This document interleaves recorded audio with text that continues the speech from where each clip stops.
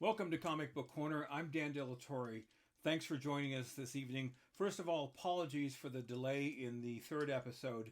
Um, Life has gotten in the way. We've had some difficulties and so on and so forth. But I'm finally sort of back on track regarding. There's a whole lot of things to talk about regarding the comic world right now, and I have on my to my right here is another EGS, and yes, an EGS unboxing. Most of us know regarding the problems with CGC, and I'll be talking about this in another broadcast. Basically, what has happened with CGC is its parent company, CCG, was bought out by Blackstone. I had mistakenly thought that Blackstone simply loaned them $500 million that CGC could simply pay back at some point, maybe 5, 10 years down the road. No, it's actually much worse. They have been bought out by one of the largest, most powerful entities in the world.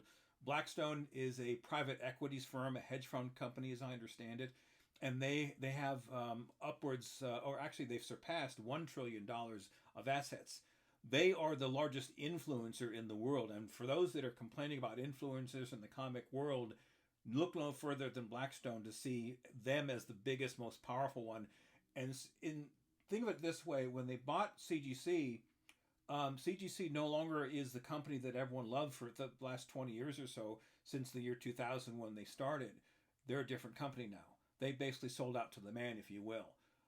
It is not the same company. They have the whole variety of problems with the people they're hiring, as example of this husband and wife couple that had stolen from the company, and now this situation where a person or persons have found a way to take comics out of the slab, replace it. The Reholder scandal that took months and months of R&D on these alleged criminals' part, and the list goes on, and it's because again they're not the same company. They are their job now at CGC is to make as much money as possible for their new masters, Blackstone. And that's why I've gone to a smaller company. I was going to go. I had considered CBCS, but I found this one guy named Tony Trombetta. I like him. He's honest. He's open. Is it a great thing regarding the market? No, not right now. But I feel like by dealing with EGS, I feel like a person that is on the ground floor of a smaller company that has a great potential to move up forward. And again, I'm happy with the product. So I've got this unboxing. Let's get right into it here. Tony has been a gem to deal with, and I've been sort of a one-man salesperson for his company because I like what he's doing. I really do. I trust what he's done. I think his prices are fair. I think he's getting a lot of very unfair criticism for what he has had to go through. So let's do these in no particular order. As you can see, I'm literally opening these things up. Oh, he's got the box within a box. That's what he did here. And as I told all of you, this is why I didn't want to do my own channel, because I'm terrible at editing. I'm just terrible at editing. That's just the way it is. I hope the volume is okay and the picture is okay. But let's open this up here, and I know what I have, but to see them in person is what I've been waiting for. So this is what we called. I'm doing all my comics and I'm sending to him because he's my only grader.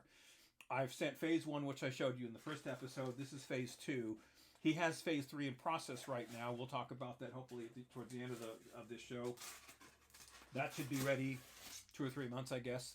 When you do pressing and cleaning for some of these comics, which I chose to do, that adds another month or so at least. But talk to Tony about that if you want to use his company for that sort of thing. So let's start here in no particular order here.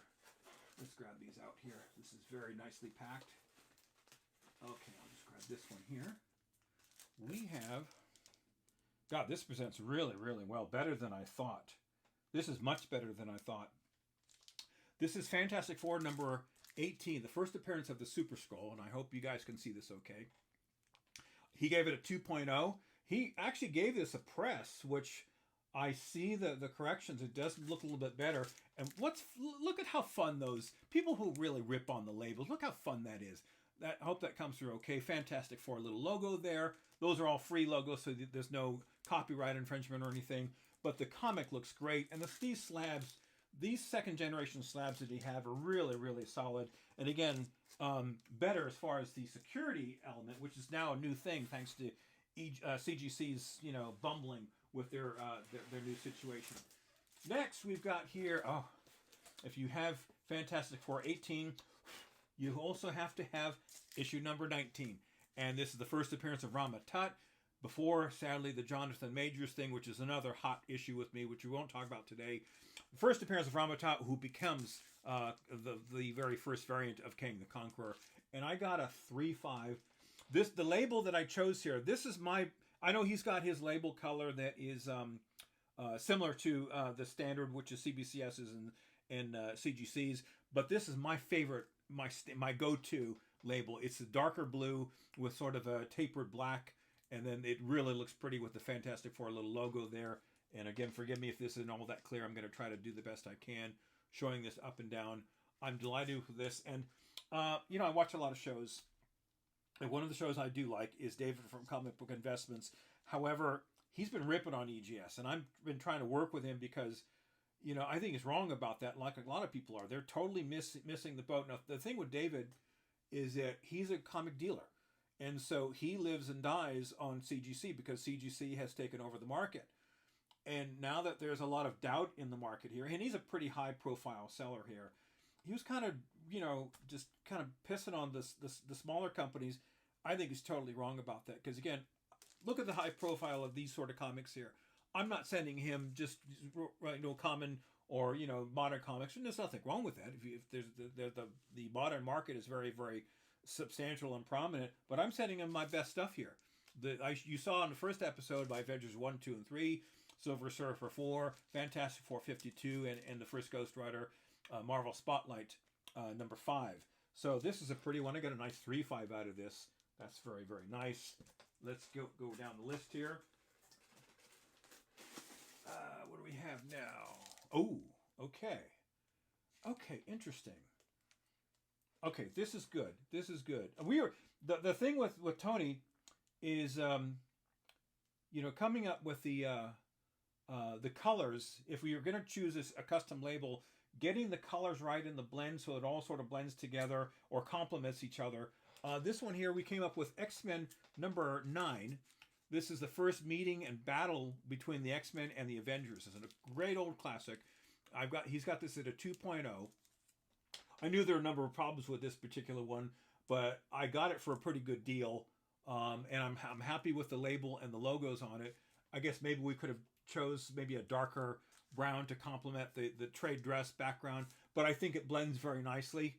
I'll have to read. I don't have time to read all the problems with it with the greater zones. Oh no, I was talking about David from Comic Book Investments. One of the things he was ripping on was the paper that Tony sends. This is the Grader's notes with this particular book here, and he took it out in one of his in a video that he did about a year and a half ago, and he said, "No, you can just throw this away." No, David, that's not why it's here. He gives this to you out front so you can have it and keep it in your slab in the bag here, so you can refer to it immediately, as opposed to what CGC has done almost 2 years ago. They're now hiding things on your label. That's one of the reasons why I said, the hell with CGC. I'm not interested anymore. I don't trust them. Tony is very honest, very open with what he's showing here. And again, if there's a problem, it's right here for all to see. Next one I've got here is, this is pretty. This is really pretty here. And I shout out to my sister Lisa. She's not a comic person. She gave me a box of comics. And she said, Dan, I know you love these things. You can just have this. And in that box was X-Men 266. So I paid nothing for this other than the love for my sister. And I thank you so much, Lisa. You're very, very sweet. This was the end result of that. So, I mean, you can't complain with the price. It's a 7.5 off-white pages. And it's that controversial, which is the first appearance. I mean, the market has said this is the first appearance. I mean, realistically, it's the annual. The annual is the first appearance. He's all over the place in that book here. But the market has said this probably because he's on the cover. I like the nice green that we chose here with the X-Men logo. And again, forgive me if this isn't showing up correctly. Anyway, got 5 more here real quick because I've got to go back to work. I'm doing this in the middle of the day. Oh, this is pretty.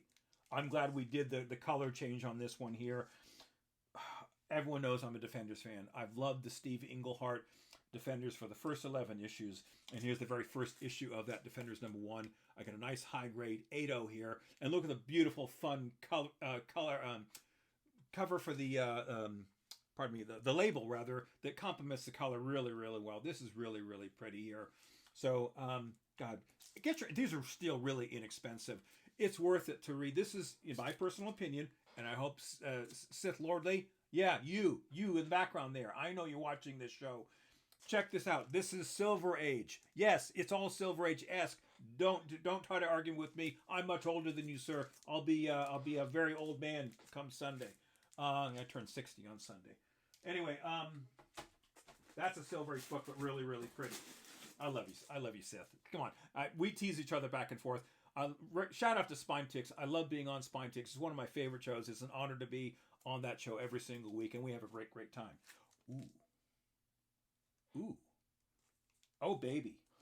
Oh, God, this is prettier than I thought. Wow. This is... I've got 2 of these. This is my better one. And he gave me a 3.0 for this one, which is really, really nice. First appearance of the Rhino. And I think that's really, really pretty. And again, I went with my go-to label to complement that. So again, there it is right there. Yeah, very, very nice. First appearance. This has been a hot issue for a long, long time. I have 2 of them. It's probably, the other one I have is a 1.8 to a 2.0. I probably should send that in as well and have a matching pair. So that's really, really nice. What else do we have here? Oh, this is really pretty. The color scheme turned out nice with the labels. My only disappointment, it's not a disappointment because I trust Tony's grading. He grades old school, very the old Overstreet price guide, and I got this one here. It's a 7.5 Hulk 102. The thing with this, I'm going to read the grader's notes in detail on this one. I thought this was closer to an 8.5 or a 9. When I bought this was it was a raw copy, and they wanted $100 for it. You know, just buy it now. I said, sure, $100. So I get it, and this is a number of years ago, and I open it up, and I'm always careful. I'm very methodical about washing my hands and so forth, so everything's clean. I don't transfer any oil to the comic. And as I'm reading through this, I'm thinking, wow, these pages are nice. They're crisp. It seemed like white pages to me, but he classifies these as off-white pages, and that's fine because, again, you have to go with what Overstreet says, and he has one of those little color guards or grading color cardboard things. So what he does is he puts there's a white, off-white, and so forth that Overstreet has. So he must have looked at this, and they were off-white pages, but they're still really crisp. I mean, this was so good when I had it in my hands. It's almost like you got it off the shelf. It was like a brand new comic. So, but this is really, really pretty. And an expensive book, by the way. Like all these, I would get your hands on one while the prices are coming down. I don't think that's going to last forever. And here's another book here that now when you have disappointments in your life, you also have surprises. This is a very pleasant surprise. I got a much higher grade than I thought. And again, Tony's the professional, and I'll read all the grader's notes with this one. This is Tales to Astonish number 93. And I got a nice 4.5 out of this one. Again, we had some fun with the brown and green for the color here. But the pleasant surprise on this one, white pages. I didn't think this had white pages, but apparently it does. So that's a really, really nice one. That's really, really pretty. God, that's just... I'm delighted with these. And these cases are damn solid. So I'll be... Like I said, I have to go back to work, but I want to show you guys, make a quick video because I've been way behind on these. And finally, the last one, you probably already saw it, and I'm glad we went with this particular label here. Is being a Hulk fan, he's still my favorite character, probably always will be. But to have one of the first 5 issues, I got a little stuff on here, is a real treat for me. I only paid, what did I pay for this raw? $200. And it was a little pricey at the time. This is about 4 years ago. Incredible Hulk number 5. 5th appearance of the Hulk, first appearance of Tyrannus. These are just sweet, sweet comics. They really, really are. I think the price was great. And again, this is why I go to that favorite label of mine. The colors are gorgeous. it's almost for the most part this color scheme with this label and the black. He has a phrase for it. The complement, the fading towards the bottom kind of goes with almost any comic as far as I'm concerned, with rare exception. But again, that's my unboxing, a second EGS unboxing.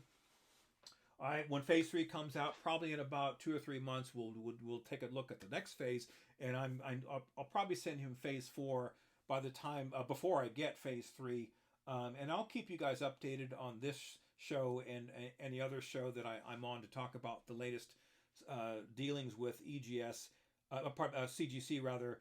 CGC, you guys, if you're still a collector and you're still trusting CGC, you better start taking a good long look at your future, because it's sort of like a vampire that's got a person you have known for a long, long time, and then is bitten by a vampire. The old, Dracula stories. That person isn't the same anymore. That's not the same person you loved and trusted and worked with. That person has been infected by a parasite, and in this particular case, the parasite is Blackstone, a major hedge fund company. Blackstone is so powerful, they have the money and the influence and the leverage to influence an entire nation's economy, including the U.S. economy. These are big boy players. They have nothing but leverage, and I'll leave you on this. They're not you and I. They don't love the comic community. They don't give a crap about you or your comics or anything else. They just want to get as much money from you as possible, as long as possible, and they have a reputation of throwing out whatever's left. Once they've squeezed all the money out, they'll throw the husk off to one side, and then what do you guys do? I'm still on the fence thinking that CGC will go under at some point, and then think about that. What happens if they do go under? Don't think it's not impossible. If you don't think that's true, think about Enron. Think about Lehman Brothers. Those were also mega giants that were thought invincible. They're now gone. So anyway, just word for thought. But if you want to go with any other company that's your business, I've made my choice here with EGS. I'm happy with it. I can't thank Tony enough. Tony Trambata. Love you, brother. Thank you so much. And happy birthday to him. We both share the same birthday. And thank you for all of you for joining. I really appreciate it. Everyone, thanks for joining. This is Dan De La Torre. This is Comic Book Corner, and we'll see you in the next episode.